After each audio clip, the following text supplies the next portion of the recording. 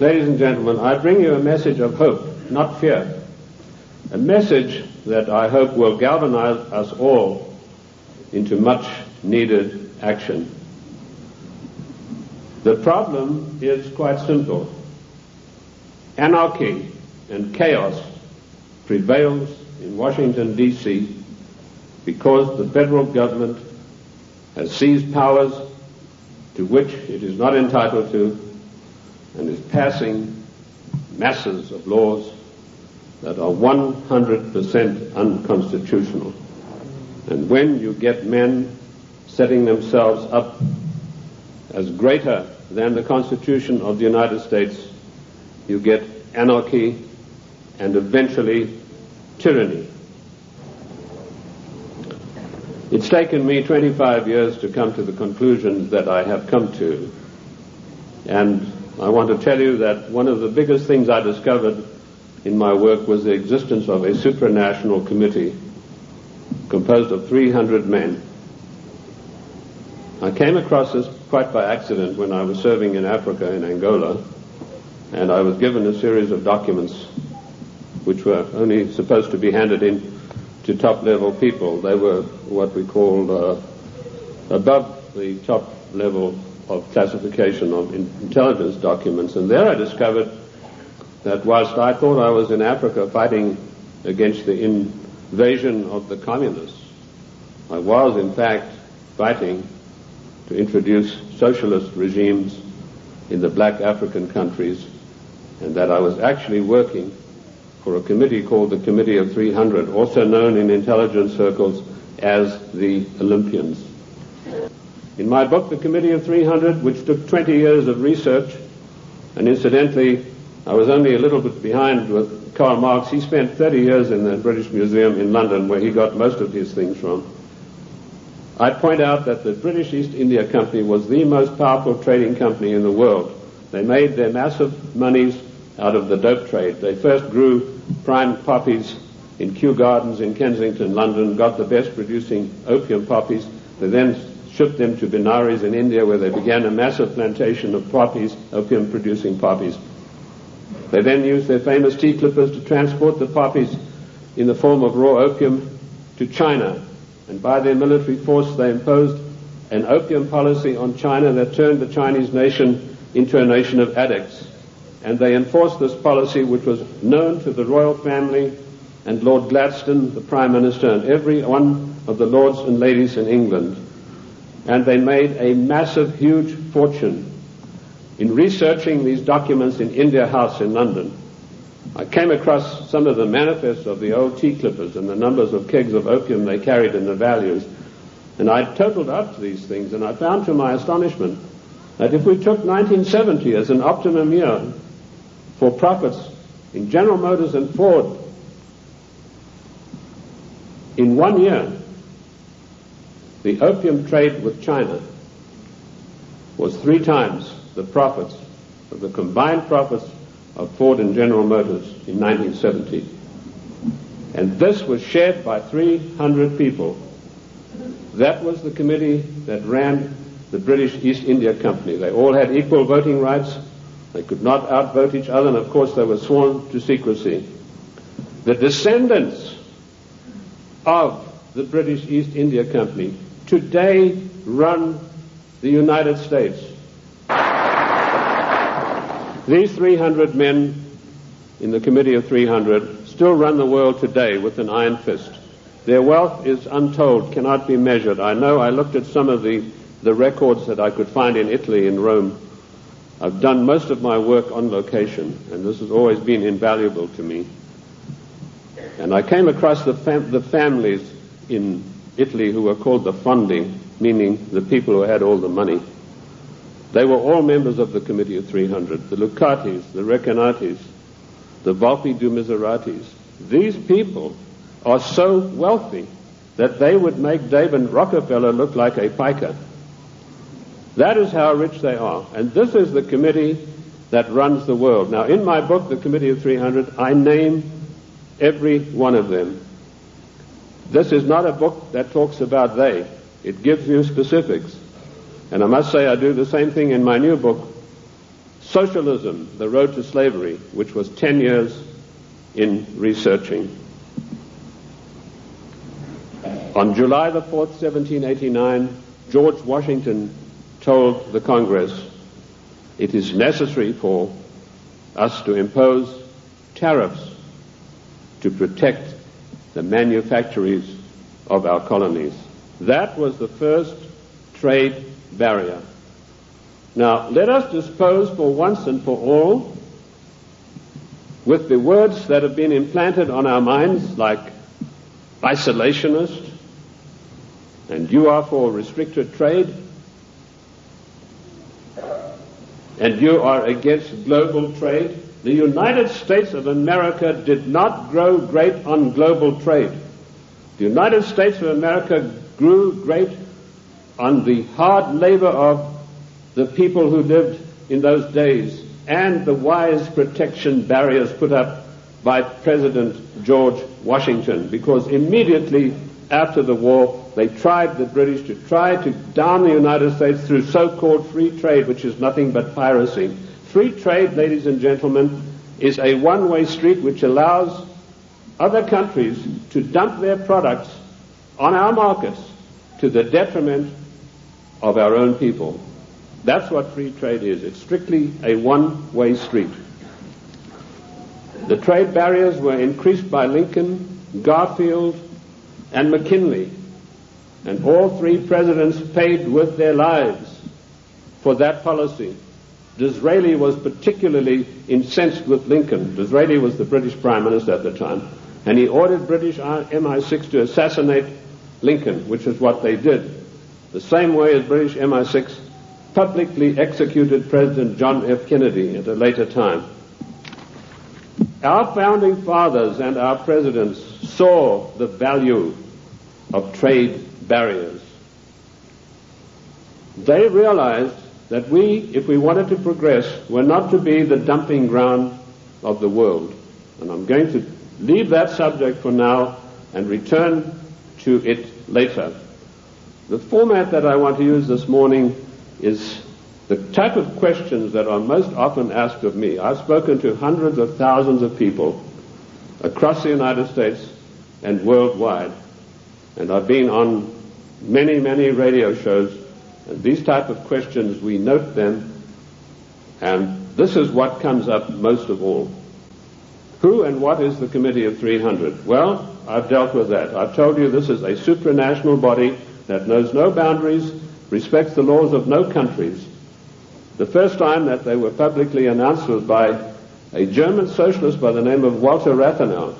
Now, I'll give you some background of Walter Rathenau. He was the financial advisor to the Kaiser of Germany, and he was also the financial advisor to the Rothschilds, the French family Rothschild. So he must have known what he's talking about. He made an astonishing statement in 1934. He said, there is a committee of 300 men that rule the world.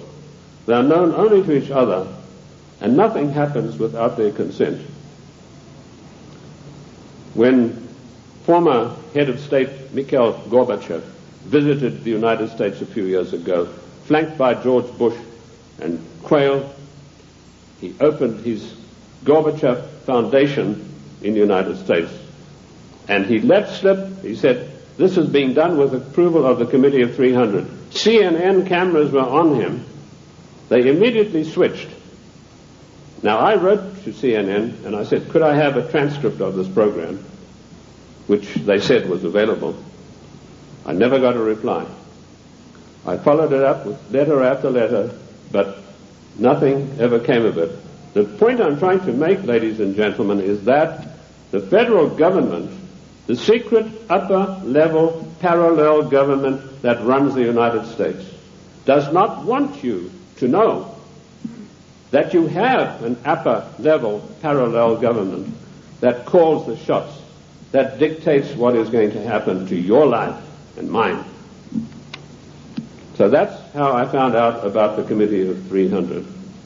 The next question is, what are their goals? Their goals are a one-world government, latterly called the New World Order.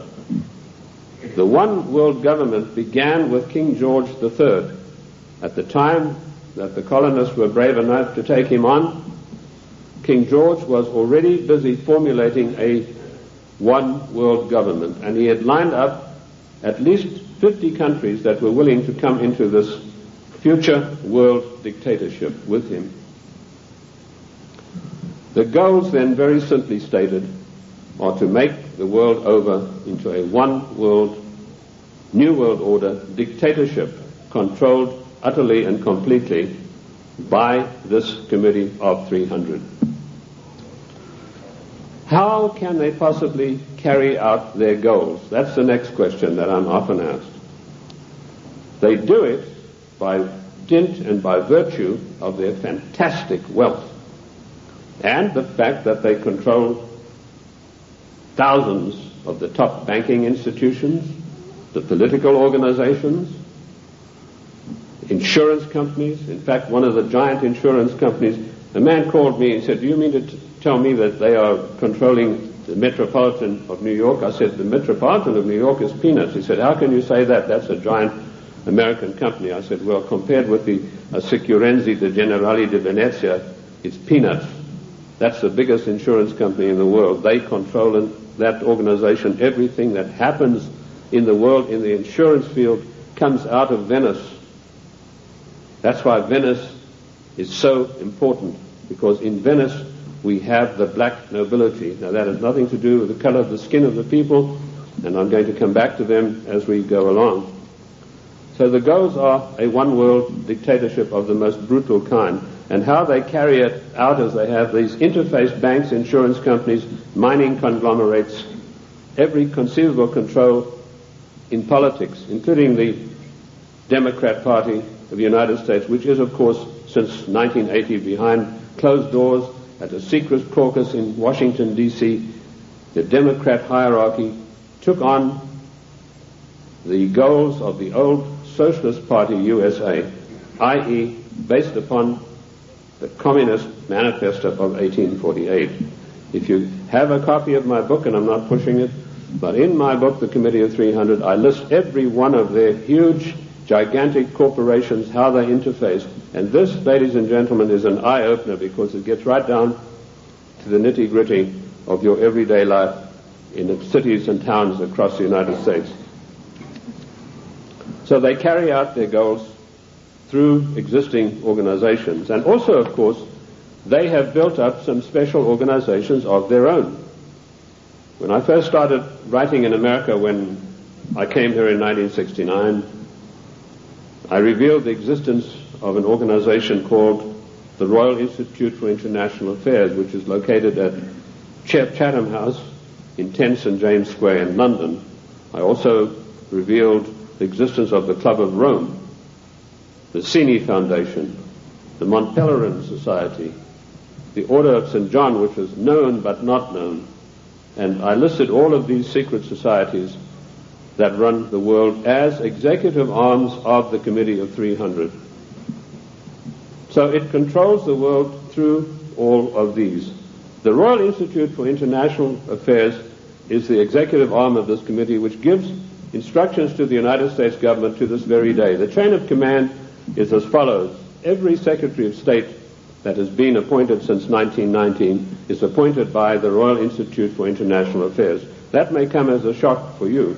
You think you vote and you put a conservative in the White House, and then he appoints supposedly or allegedly conservative people to carry out the policies that you wanted him to implement. Surprise, surprise.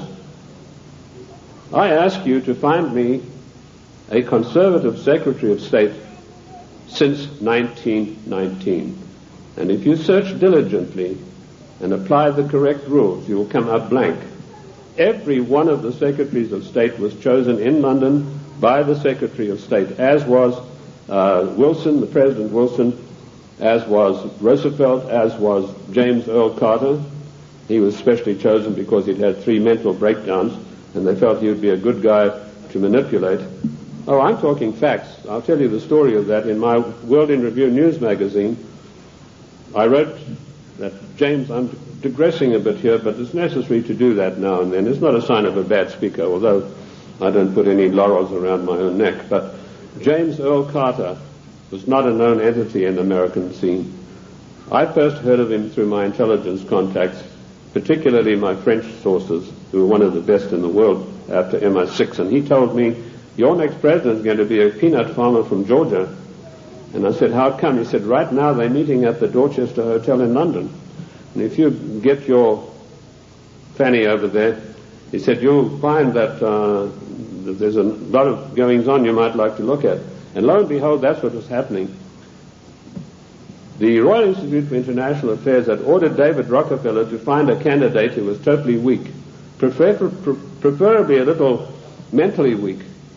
And they put one of the greatest brainwashing specialists in the world, trained by the Tavistock Institute for Human Relations, Dr. Peter Bourne, on the job. And he said, it's funny you should say that. One of my patients is a guy from Georgia, James Earl Carter, and this guy can't take rejection, and he's been to me 3 times for a nervous breakdown. So they hiked Carter over to London and feted him at the Dorchester Hotel, which is a very ritzy place. And they feted him and wined and dined him, and the next thing we saw, Time, Newsweek, every newspaper in the country, James Earl Carter. Now we, in our little magazine, World in Review, we told those of our subscribers, this man is your next president. We also did exactly the same thing with William Jefferson Clinton, because we had the story of the Club of Rome. We knew who Agnelli was. We knew that Agnelli had had a huge love affair with Mrs. Pamela Harriman, and that Mrs. Pamela Harriman was the doyen of the Democrat Party, and Mrs. Harriman had been given the task of finding the next president of the United States, a socialist. And she picked up Clinton and said, you're our boy. But there's one snag. Clinton went up there, brushing his forelock back, and said, well, there's one problem. My wife's left me. So Mrs. Harriman was dumbfounded. She said, well, you better give it back in a hurry. And he said, no, she doesn't want to come back to me because of my tryst with other women. That's how he put it. My philanderings would have been a better word, but he said tryst with other women. So Mrs. Harriman sent for Mrs. Clinton, and she duly came to New York, and she sat her down and said, look, if you want to be the first lady of America with all the attendant prestige and power, you better forget about your husband's philanderings and get right back to him. And that is precisely what happened. And when I heard that had happened, I knew this guy was the next president.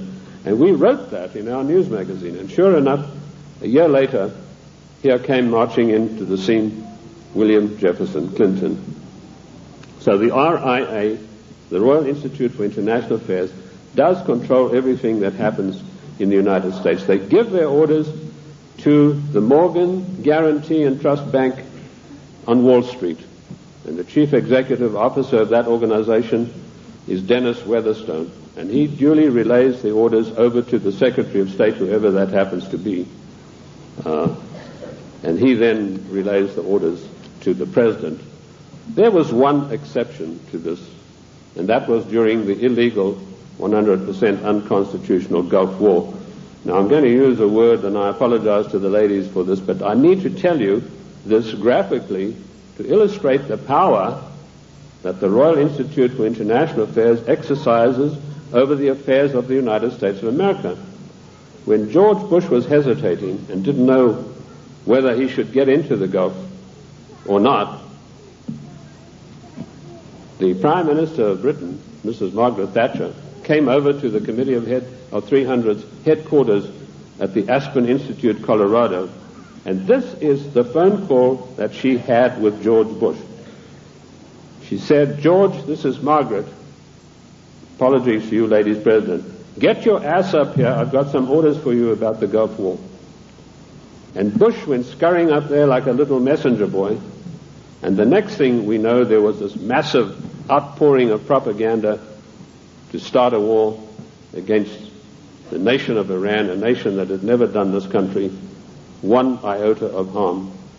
I use those illustrations in order to give you the extent of the control that is exercised by this Committee of 300. There are many other societies that are operating for the RIIA. The Illuminati, which has been around for many, many years.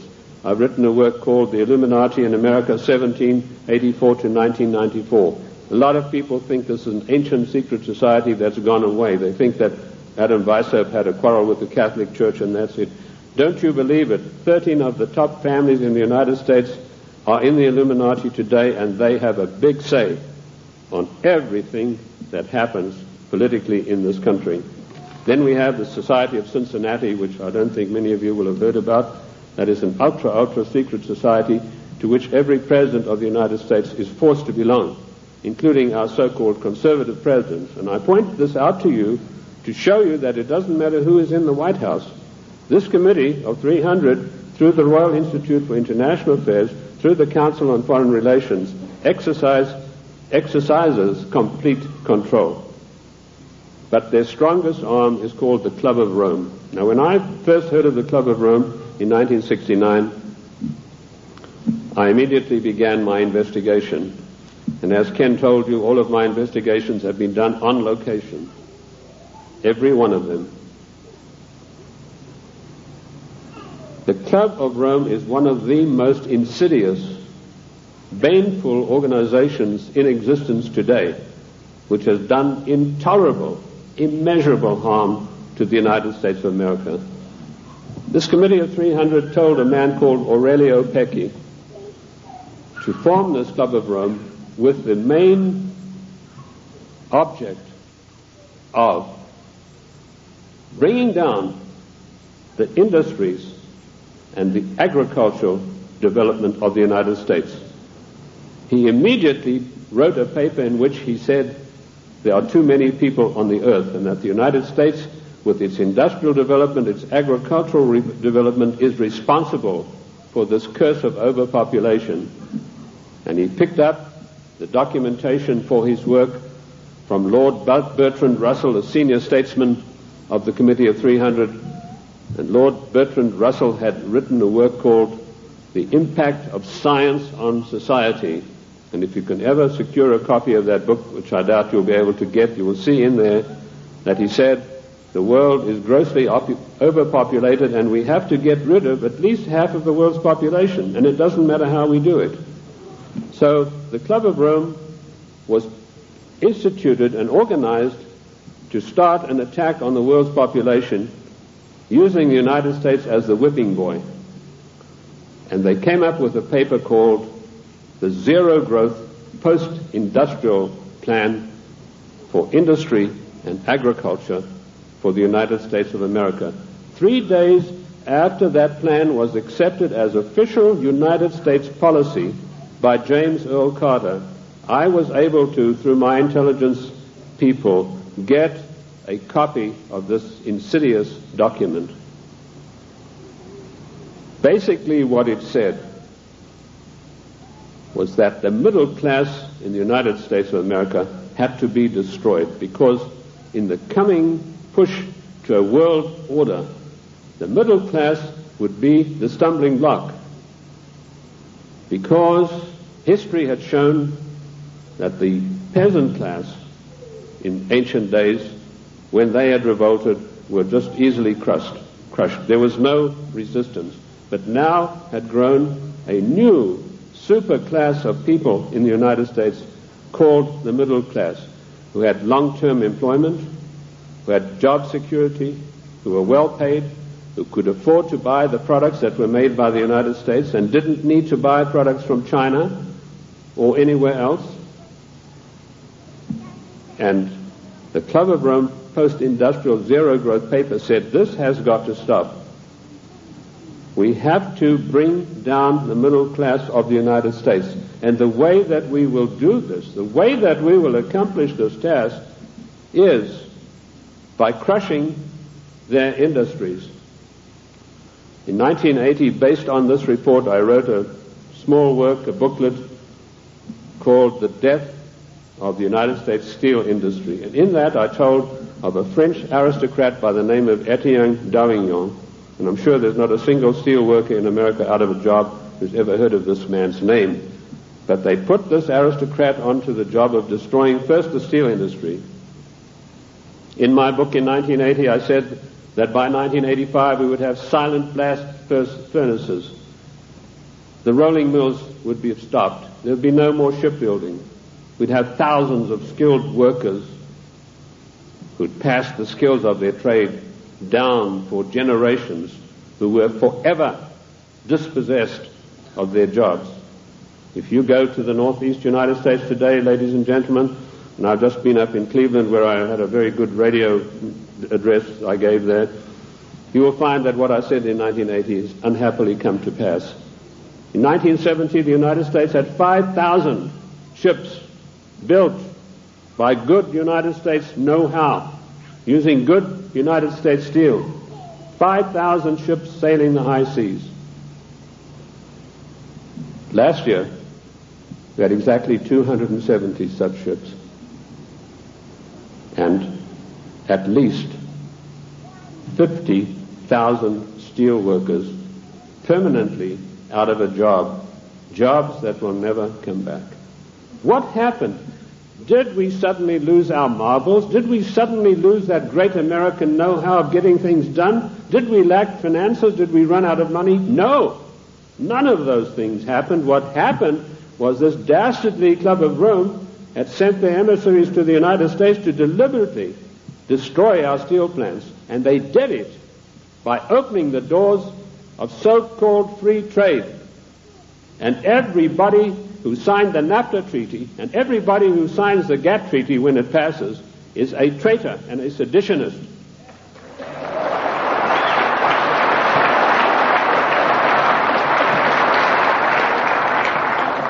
Our mighty steel industry is destroyed. Our shipyards are silent. Our skilled workers are permanently without a job. And if you don't believe me, get the report of the Club of Rome. You know, when I came out in 1969 with my report on the Club of Rome, nobody had ever heard of it. And people, when they got it, said, "Oh, this guy's paranoid. There's no such organization. It's probably something to do with the Catholic Church." Well, surprise, surprise, 25 years later, last year, the Club of Rome celebrated its anniversary, and Alexander King, its chairman, stated, "The American people henceforth must get used to the idea that they will never, ever again in their lifetime have full employment."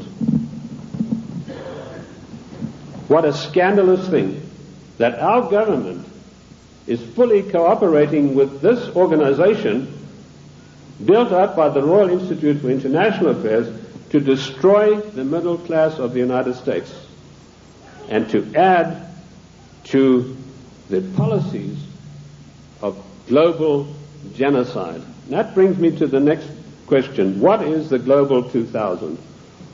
Once again, when I heard about this policy,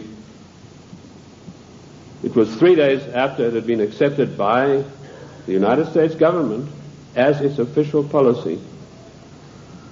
And the Global 2000 was a blueprint for mass genocide produced by the Club of Rome.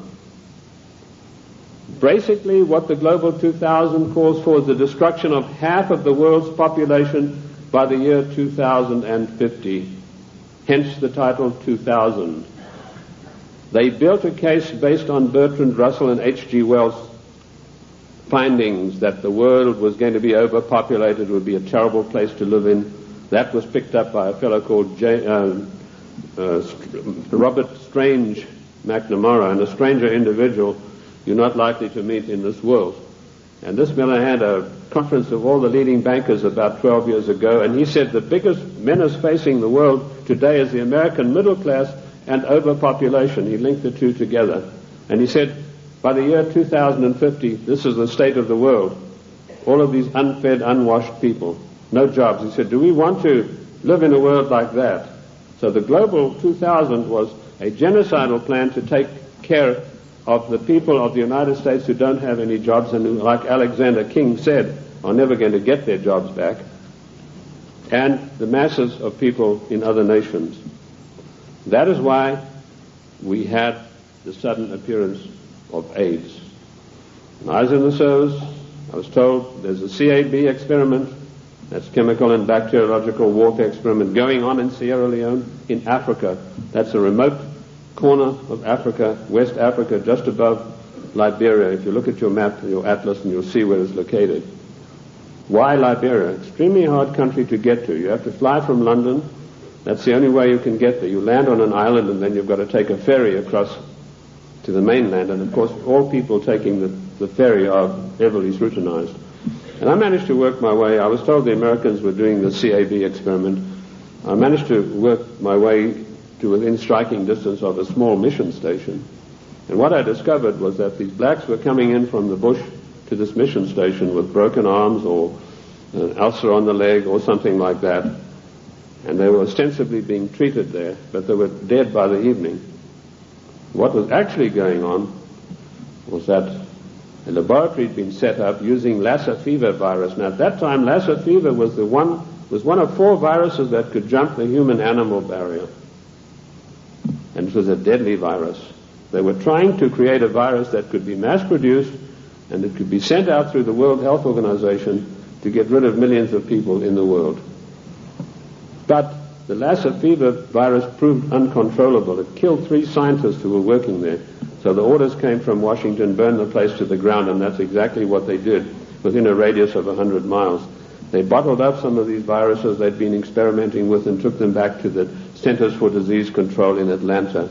There they began again, but again they escaped and killed 3 more scientists. So they incinerated the whole laboratory, sealed it off and incinerated.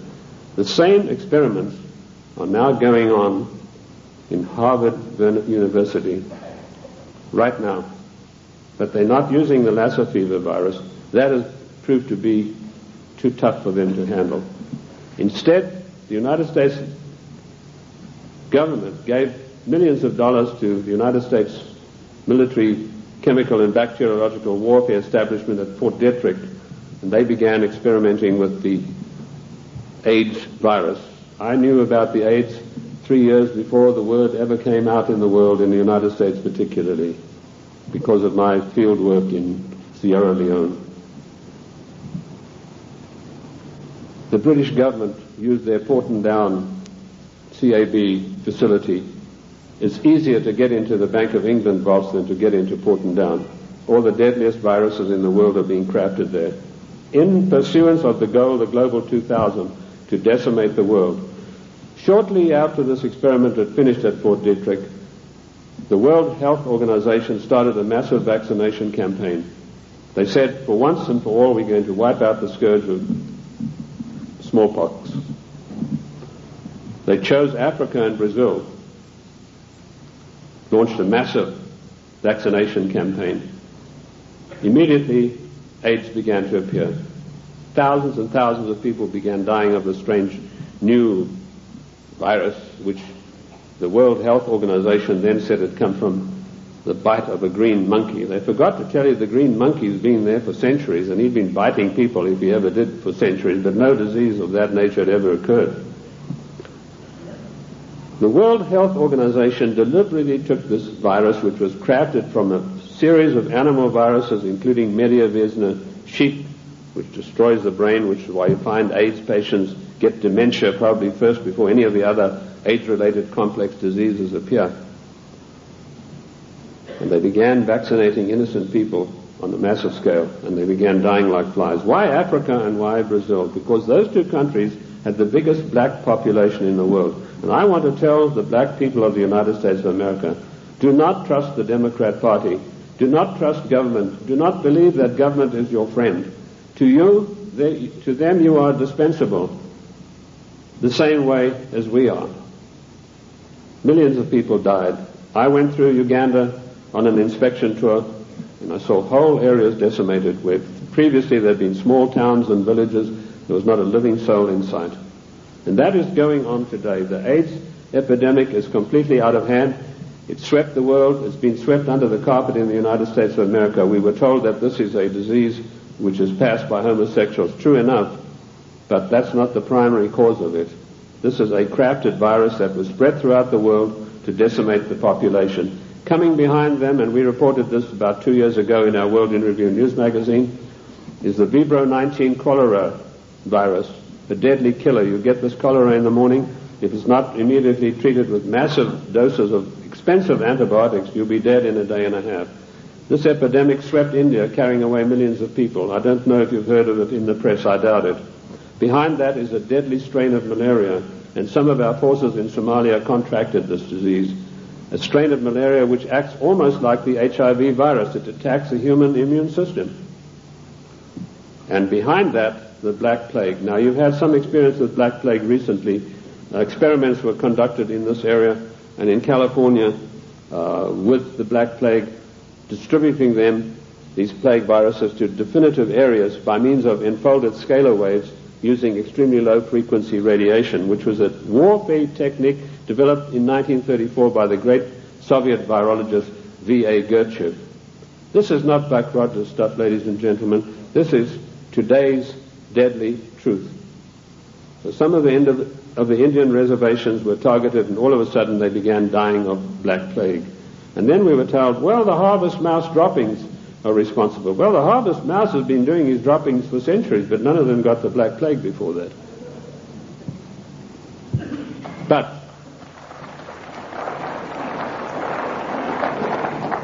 what happened immediately following the so-called population control meeting in Cairo? There was a sudden and violent outbreak of Black Plague in India, and it is still going on, and it is not under control.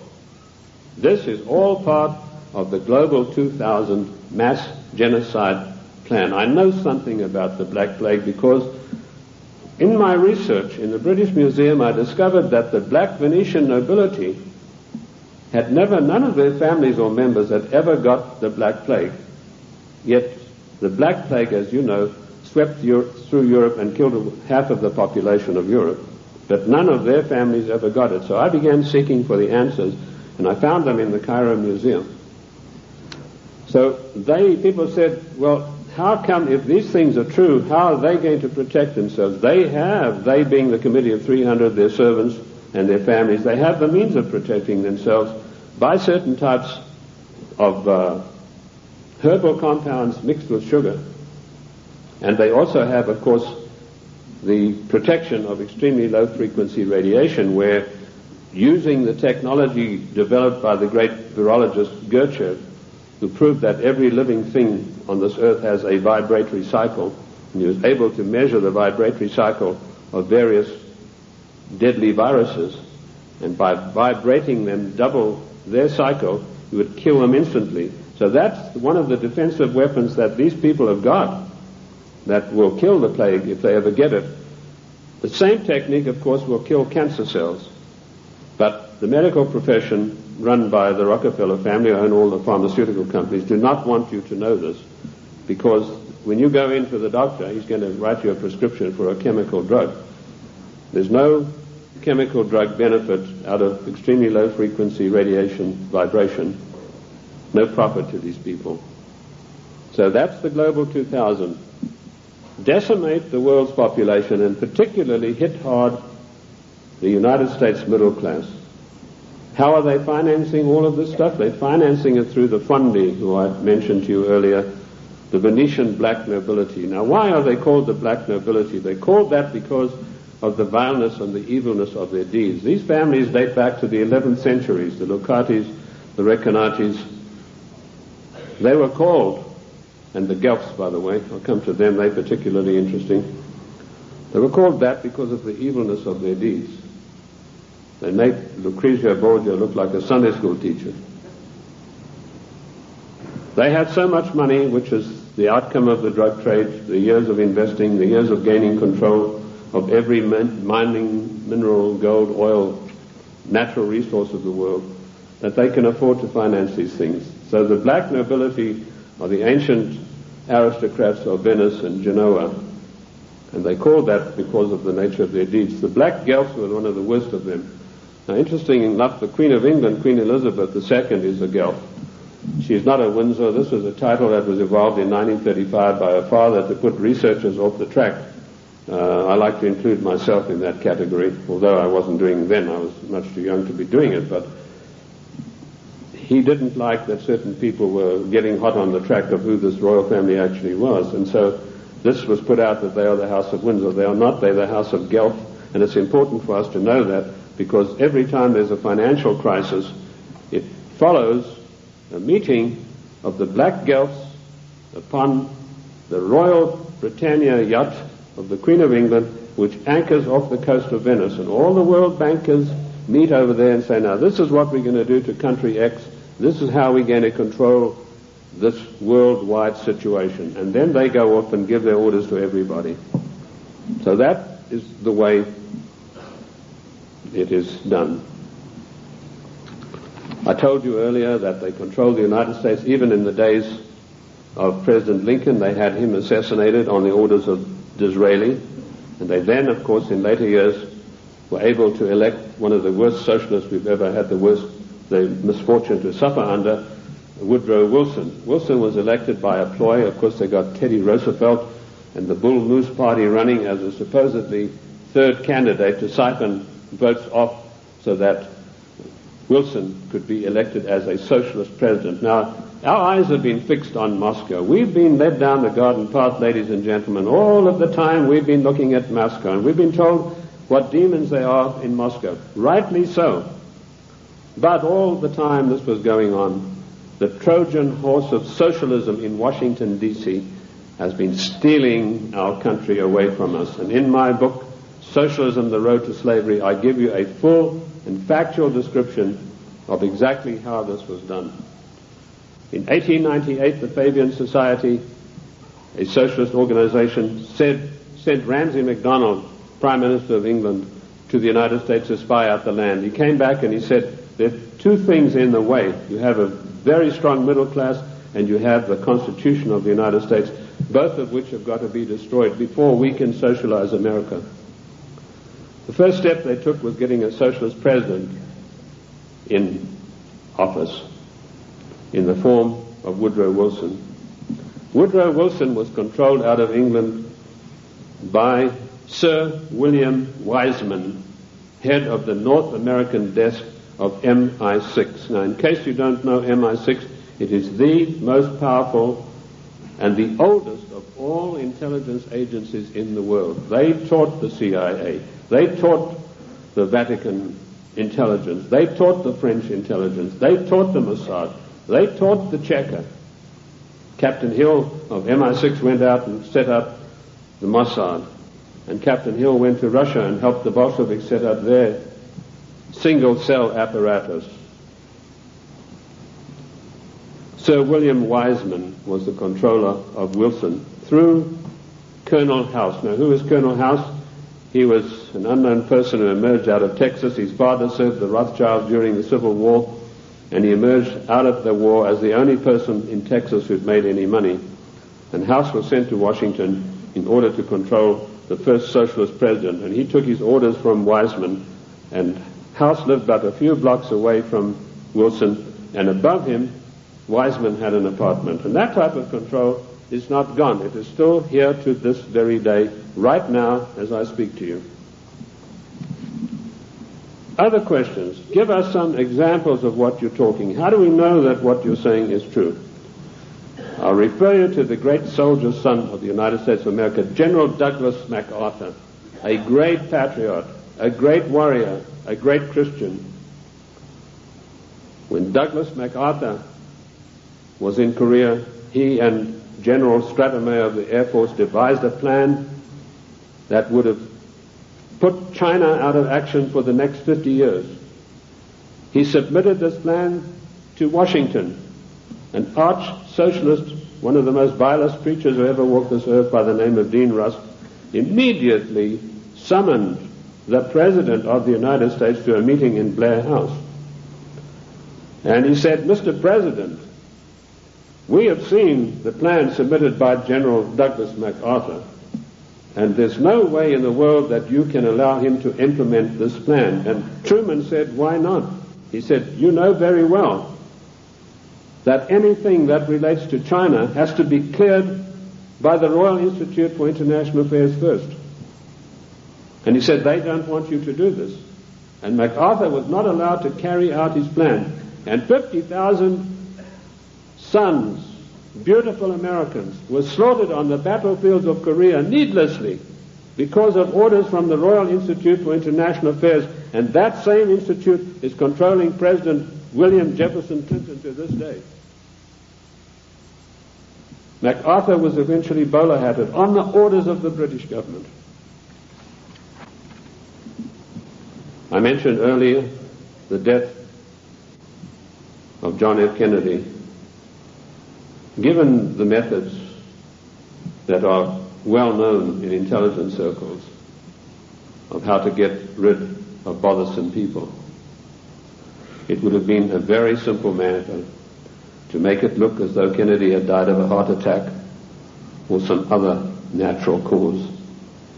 Instead of that, in order to warn every president that would follow in his wake, every powerful person in this country in the know, you do not kick over the traces. You obey us, or you will see what will happen to you. Kennedy was publicly and brutally executed in a plan carried out by British MI6 under the control of Sir William Stevenson and his lieutenant, a Canadian citizen by the name of Major Louis Mortimer Bloomfield. Now, you won't get that in any of the accounts of the Kennedy assassination. You'll find it in my book, The Committee of 300. You'll also find it in my monographs about the Kennedy assassination. Who are these people? Sir William Stevenson ran American intelligence throughout the Second World War out of the RCA building in New York. His second in command, a Canadian citizen, Major Louis Mortimer Bloomfield, ran Division 5 of the FBI counterintelligence. You want examples of how Britain controls this country? I have given you them. I've also told you that every Secretary of State since 1919 is selected by the Royal Institute for International Affairs on the orders of the Committee of 300. Why is this? We go to these conventions and there's all the hoopla in the world. The balloons are flying, the straw boaters are in the air. Bush has been elected conservative president. Reagan has been elected. What happens in reality? The Secretary of State, who's charged with carrying out the policies, subverts each and every one of them. You show me a Secretary of State that has acted in the best interest of the United States of America since 1919, and I will give you the only money that I've got in the bank, which is about $1,500. You're welcome to it, because I know that you will not be able to do that. Every Secretary of State has subverted and acted in a treasonable manner towards the people of this great country. And when they haven't done it directly, they've done it through surrogates like Lachlan Curry, who ordered the military to jettison a shipment of arms destined for the great Chinese leader Chiang Kai-shek, to jettison overboard these arms in the Indian Ocean. And that's exactly what they did. We think that we elect our presidents. Ladies and gentlemen, we do not elect our presidents. They are selected for us long before we'd even heard of them. And I've given you 2 examples this morning of how this is done. The 300 office at Aspen keeps a tight control over every political event that takes place in this country. And it was this office, through Margaret Thatcher, that ordered President Bush to violate the Constitution of the United States of America and to violate his own personal oath to uphold the laws of the United States by sending our troops to the Gulf War against Iraq, a nation that had never done us any harm. And we did it by the dirtiest of dirtiest tricks. We got the daughter of one of the Al-Shabaab clan, there are over 400 of these people, and these are the most degenerate, disgusting people that you'd ever come across. The ruler has 140 wives. He doesn't have them all at the same time. When he gets tired of one, he says, I divorced thee 3 times, and she's gone. When the Iraqi troops came in there and they turned it over to the Red Cross in Geneva, 140 marriage certificates. This is the man that your sons and your daughters are propping up today in Kuwait in a most illegal manner, in violation of the Constitution of the United States of America. And Bush did a Texas 2-step around the Constitution. He did not get the mandatory declaration of war. I'm not a lawyer, but I've studied the annals of Congress, the Congressional Globes, and the Congressional records for 25 years. And in those pages will be found more wisdom more in-depth information about the Constitution than you'll ever get from any law school.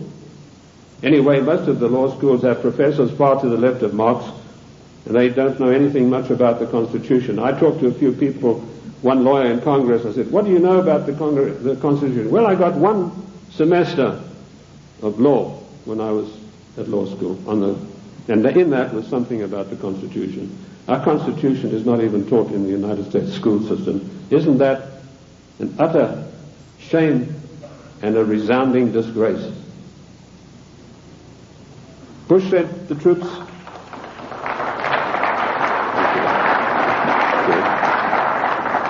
Bush did not get a constitutional declaration of war. This is a very difficult area of the Constitution. It's probably one of the most complex areas of the Constitution.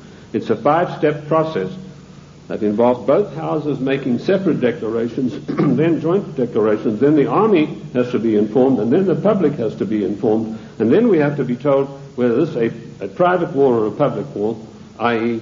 whether all the armed forces are going to be employed or only one branch. In so-called police actions, the President has 45 days to use only one branch of the service.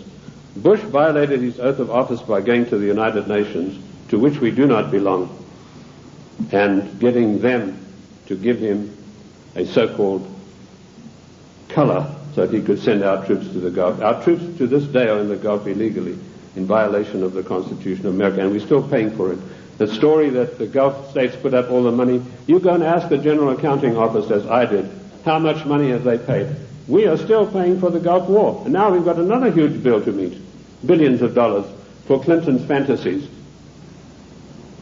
to go out there and support this disgusting Al-Shabaab clan. I don't know if you know the story of Kuwait. It's really a horrendous one. I don't want to get into that too much, but that land was stolen from the Iraqi people by the British imperialists. They came in and drew a line through the sand right through the middle of the most important oil fields that had just been discovered, the Rumelia oil fields. Thenceforth, this is going to be called Kuwait. And they brought up these tame sheikhs from Bahrain and put them in as the rulers. And since then, they've been stealing the oil off Iran, and the proceeds go to the British banks in the city of London for the Committee of 300. They're just doing the same thing now in South Africa with the gold. That's part of their tactics to gain control of all natural resources through the world. I also touched briefly on Giovanni Agnelli and Mrs. Clinton and how she had left her husband, and Pamela Harriman. Pamela Harriman, for her duties in getting Clinton elected, was given a plum job as ambassador for the United States to France. And this is what happens to the traitors. Patriots are punished and traitors are rewarded. Dennis DeConcini, who voted for the giveaway of our property in Panama and who voted for the crime bill and every other obscenity that is passed by the federal government in violation of the Constitution, he's now going to get a plum ambassadorship when he retires, on top of his huge pension of something like $200,000 a year. I've been asked whether Clinton will stay the full term. Yes, he will. Clinton will stay the full term because he's been given a job to do, and that is to pass certain far-reaching socialist measures. And he's been very successful in doing that with the help of so-called Republicans. I personally am not in favor of political parties. I'm like George Washington. He said, political parties are baneful, and in the long run they are harmful. What happened in NAFTA? A so-called conservative, Mr. Newt Gingrich, who I wouldn't trust as far as I could throw him, went out and acted as the floor manager, as the party whip in true parliamentary style, and he whipped up 132 Republicans, so-called, to support NAFTA. And no doubt he will do the same thing with this dreadful GATT treaty, which is coming up in a vote in the lame duck session. So he's going to run, and I'll let you into some information which I just got a few days ago from French intelligence. Clinton would not be able to run on his record or anything that he's done or anything meritorious. So what he's done, he's sent emissaries, and this is the first time you're going to hear this. You might hear it in 1996, but this is the first time you're going to hear this now. He has sent emissaries to Iran to dig and promise huge sums of money to any of the Iranians who will come up with the actual documentation of the scandal where our prisoners were kept there until Reagan was elected the president. And if he can come up with this documentation, he's going to keep them. In 1996, he's going to come out and say to America, I have here documentary proof of how bad your Republicans are, President Bush and Reagan. Look what they did. And on the strength of that, he hopes to run in 1996. That's what he's doing now. He's taking the money that he's not entitled to, and he's using it to bribe the Iranians to come up with these documents. I don't know that they will, because I think they like him even less than I do, and that's saying a lot. What is the Clinton agenda? Clinton has been instructed to socialize America. And let me tell you that the enemy in Washington is more to be feared than the enemy in Moscow. I've said this for years. And we have creeping socialism in this country today which has nowhere to go but to communism. In the New World Order, one world government. That is the direction that William Jefferson Clinton is pushing this country as hard as he can go. Nothing has changed. The Constitution of the United States is immutable. I violently disagree with Justice Ginsburg, who says the Constitution is flexible. The Constitution is not flexible. Our founding fathers meant it to be an immutable document that would stand the test of the ages of time and foil people like William Jefferson Clinton and Roosevelt and every other dictator that is going to follow, unless we stand up and take back our states' rights. In future, historians are going to say, this was the maddest nation on earth to allow this insidious war to be waged against them. And that's what it is, ladies and gentlemen. This is a war to the death for the United States of America. The only thing that is making it unrecognizable as a war, there are no big drums being beaten, there are no flags waving, but we are being insidiously destroyed in a trade war. And GATT is a coup de grace to kill off the American middle class for once and for all. This is a war to the death against the people of the United States. The Committee of 300 wants to reduce us through socialism into a nation no better than the third world countries. That is the aim and object of all of this. Once a nation is destabilized, it's very easy to deal with it and push it into a socialist new world order, a one world government.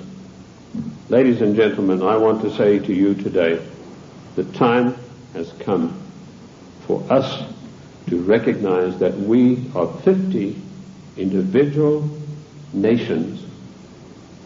We have all the rights of an individual nation. We gave only limited empowerments to the federal government. They have grossly, flagrantly violated the concord that we have with them. Therefore, we, the masters, have the right to go to Washington and tell them, the servants, henceforth, this concordat is severed, unless we understand from today all of these unconstitutional measures will be rolled back and a new system will come into being. The Federal Reserve Bank, that private enterprise bank, will be put out of business.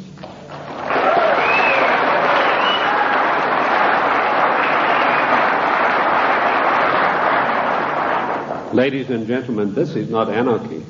This is the God-given right of each of the 50 nations, of which the state of New Mexico is an individual nation. We are the only entity in the entire world that has a legal document that allows us to dissolve the federal government without resorting to violence and bloodshed.